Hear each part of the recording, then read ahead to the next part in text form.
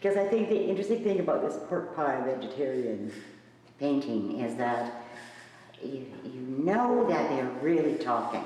They're really in conversation about something.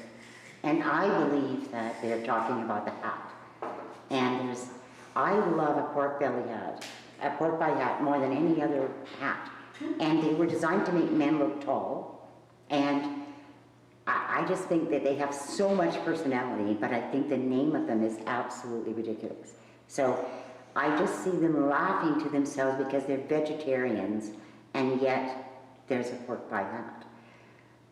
So I think that the humor in that is conveyed in the paint, even in the paint, not even in just the composition. I think even the paint is funny.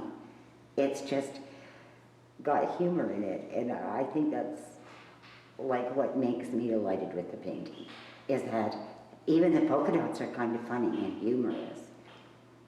And yet the people themselves look quite bright. They don't look silly. So I think the conversation might be quite bright also. So I would say that of all the things that make me smile, it's being in conversation with bright people. So that's why I like this painting. So this is the Bastion Square busker, and I think that it's unbelievable to think that this busker can stay as calm in his body as he does and do what he does. So this is the height of multitasking.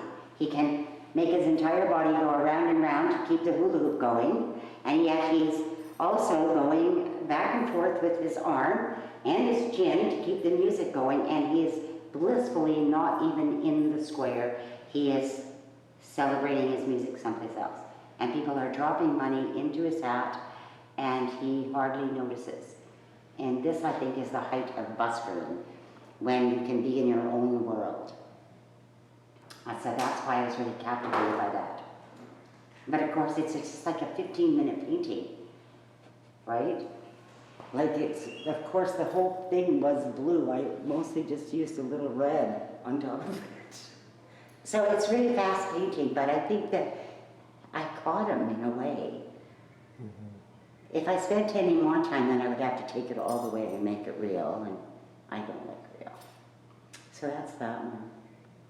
This is a very funny painting, I think, because it's metaphorical. In our life, we spend so much time measuring and weighing. So all the photos of all the fisher people who have gone out to catch the big fish, but this person doesn't weigh and she doesn't measure. She just puts that fish underneath her arm and goes through life knowing that she is enough, just how she is.